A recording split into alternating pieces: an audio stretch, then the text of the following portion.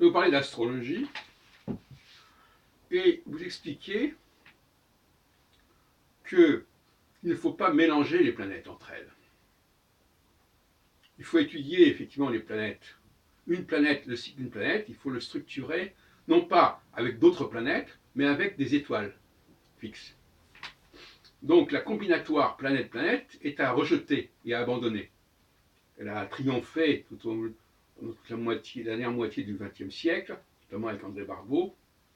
On parlait de couple planétaire, on parlait de cycle planétaire en combinant deux planètes, notamment le fameux Saturne-Neptune. Et désormais, au XXIe siècle, il s'agit d'étudier chaque planète séparément des autres planètes, mais de structurer la planète non pas à travers les rapports avec l'autre planète, non pas avec le passage d'un signe zodiacal à un autre, mais dans ses rapports, dans ses aspects avec les 4 étoiles fixes royales que nous connaissons tous finalement, parce que la tradition nous les a transmises, à savoir Aldébaran qui maintenant est à 8 Gémeaux, Régulus qui est à 0 Vierge, Antares qui est à 8 degrés Sagittaire, et Fomalo qui est autour de 0 degré Poisson. Et donc le passage de chacune des planètes sur ces 4 points est fondamental. Il est fondamental parce que d'une part il y a la conjonction, et il est fondamental aussi parce qu'il y a la disjonction, c'est-à-dire que lorsque la planète n'est plus en conjonction et est au mi-point entre deux conjonctions. Donc l'erreur à ne pas commettre aujourd'hui, si vous voulez être dans le bon ton, c'est de mélanger deux planètes et de croire que l'explication vient de la combinaison entre ces planètes. Donc ça, c'est complètement la politique du gribouille.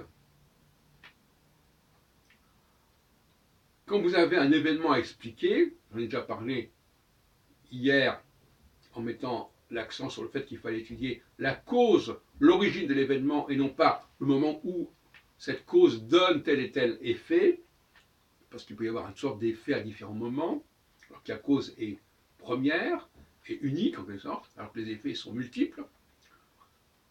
Eh bien, lorsqu'on est en face d'une configuration à expliquer, d'une situation à expliquer, il ne faut pas dire « Ah, c'est un mélange de Jupiter, de Saturne, d'Uranus, Neptune. » Non, ça c'est abandonné complètement. Désormais, il s'agit de dire, voilà, est-ce que c'est un cycle jupitérien ou est-ce que c'est un cycle saturnien, notamment. Et on ne peut pas dire c'est un mélange de Mars ou de Jupiter et de Saturne, non.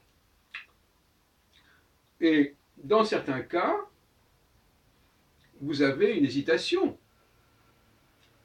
Notamment quand les deux planètes en question, parce que moi je travaille surtout sur Jupiter et Saturne, enfin vous pouvez travailler sur d'autres planètes, quand les deux planètes en question ont la même force, en quelque sorte, sont dans une configuration qui leur est favorable dans un cas comme dans l'autre, vous dites, est-ce que c'est ceci ou est-ce que c'est cela? Est-ce que c'est A ou est-ce que c'est B? Et pour s'en assurer, il faut évidemment connecter avec une série de situations, une série d'événements, pour voir si c'est effectivement si c'est par hasard telle planète qui se trouvait à cet endroit-là, mais en réalité, ce n'est pas cette planète-là qui va expliquer le processus dont vous voulez rendre compte. Il m'est arrivé moi-même, bien évidemment, de faire ce genre d'erreur, de croire que telle situation a été provoquée par le fait que telle planète était forte à ce moment-là, ou faible. Alors qu'en réalité, il s'agit d'une autre planète qui a un autre cycle. Par exemple, le cycle de Jupiter, il est de 12 ans, le cycle de Saturne est de 29 ans. Donc on ne peut pas les confondre. Mais en même temps, à un moment donné, ils peuvent très bien se trouver tous les deux en position comparable. Sinon en conjonction, du moins avec la même intensité, si on peut dire. Puisque vous savez que pour moi, deux planètes, pour moi, le cycle d'une planète se divise, comme je viens de le dire, dans ses rapports avec 4 étoiles fixes royales, donc il se divise en 4. Donc une planète, c'est un peu le système des Bertin, Reino des Bertin, qui considérait que des planètes qui étaient en carré étaient conjointes en quelque sorte. C'est la même chose. Hein. que Jupiter soit à 0 Vierge, 0 Sagittaire, 0 Poisson ou 0 Gémeaux, ben, c'est la même puissance, il est en même puissance. Bon, donc je vais dire qu'ils sont en même puissance, même s'ils ne sont pas conjoints. Donc là, même l'idée même de conjonction est complexe, parce qu'il ne s'agit pas... Alors, là, il y a une conjonction, mais il importe peu que Jupiter soit dans tel ou tel et tel signe, du moment qu'il est en conjonction avec l'une des 4 étoiles fixes royales. Et donc, par conséquent, on peut très bien avoir Saturne conjoint à un moment donné. Conjoint, quand j'ai dit conjoint, vous entendez bien, conjoint à une étoile, pas à une planète. Je vous ai dit qu'on n'étudiait pas les planètes, les conjonctions entre deux planètes. Mais il peut être, Jupiter et Saturne peuvent être au même moment dans une même position de force. Même qu'ils soient conjoints ou pas conjoints, ce n'est pas le problème. Mais ils sont tout simplement en même position de force. Et à ce moment-là, il peut y avoir effectivement de facto soit une hésitation parce qu'on ne sait pas si c'est l'une ou l'autre, soit éventuellement une confrontation parce que les deux planètes, effectivement, se confrontent quelque part. Mais ça n'est pas, au sens strict du terme, une conjonction entre deux planètes. Les seules conjonctions qui sont pertinentes pour moi, c'est les conjonctions avec une des 4 étoiles fixes royales. Et, bon, ben, effectivement, quand vous avez une certaine activité, parce que plus on a d'activité dans la vie, plus on a une activité d'organisateur, de leader, plus on peut faire de la recherche astrologique sur son propre cas. La personne qui n'a pas beaucoup d'événements majeurs et marquants en tant que leader, ben, elle ne constitue pas un matériau très riche et très intéressant. Mais si quelqu'un est un leader, c'est-à-dire qu'il voit qu'à certains moments, il est au centre des choses, autrement il ne l'est plus, ou il est moins, eh bien, il peut vérifier si ça tient à la puissance de Jupiter ou la puissance de Saturne. Si c'est la puissance de Jupiter, il sera jupitérien. Si c'est la puissance de Saturne, il sera saturnien. Alors, sur ce point, il faut se poser la question de savoir par quelle planète on est porté. Est-ce qu'on est plus porté par Jupiter ou plus par Saturne? Ben, c'est facile à dire. Regardez.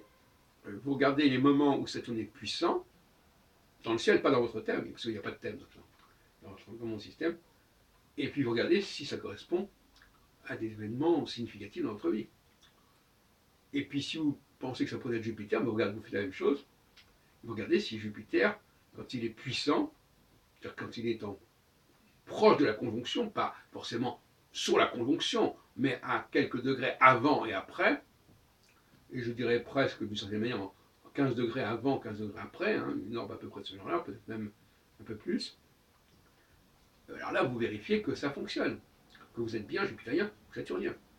C'est la seule façon de déterminer en réalité si vous êtes de telle ou telle planète, parce qu'on peut parler du comportement, de la mentalité, et là aussi, ça peut être important.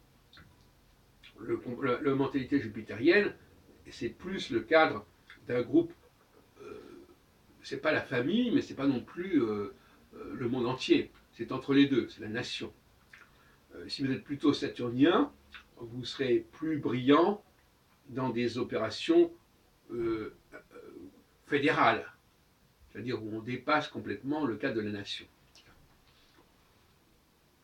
Dans ce domaine-là, les questions restent ouvertes. Peut-être qu'on peut être éventuellement, mais je n'en sais rien, je ne pense pas.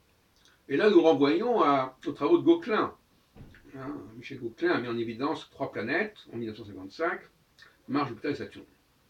Après, il en a rajouté d'autres, et à mon avis, c'était à tort. Il a rajouté Vénus et la Lune, mais c'est à tort. Donc, on a ce trio, très important, qui est la base même de toute l'astrologie telle que je la conçois, mais même de toute la sociologie telle que je la conçois.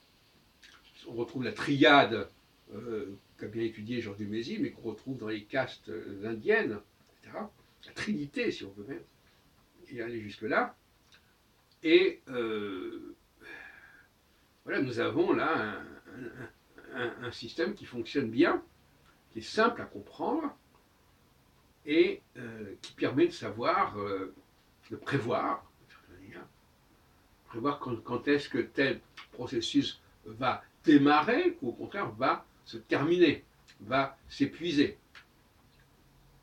Par exemple, la question des gilets jaunes, qui apparemment est un phénomène jupitérien, c'est-à-dire un phénomène de revendication au niveau de la solidarité nationale, ce qui a donné lieu notamment au débat national, eh bien, on est dans un processus de, comme Jupiter ne reste pas très longtemps en puissance de force, puisqu'il a un cycle relativement plus court que Saturne, mais qui revient plus rapidement, mais non, c'est l'un ou l'autre, eh bien, on peut dire que ça va s'épuiser, effectivement.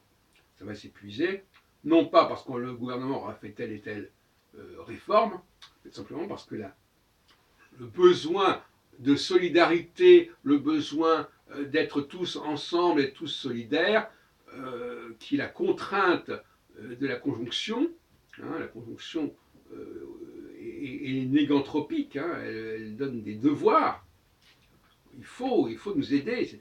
Cette contrainte, cette pesanteur, ce surmoi va fléchir et par conséquent les gens, l'opinion publique ne continuera pas à dire qu'il faut s'occuper de ces gens-là, etc. Les gens vont devenir plus égoïstes et l'attachement ou la compréhension de ce qui se passe dans tel et tel groupe va décliner singulièrement. Et on ne sera pas dans un système complètement d'un seul tenant. Toutes ces forces vont se disperser. Voilà ce qu'on peut dire, voilà ce qu'on peut prévoir pour la rentrée 2019, pour l'automne 2019. Parce que là, on est en rétrogradation de Jupiter.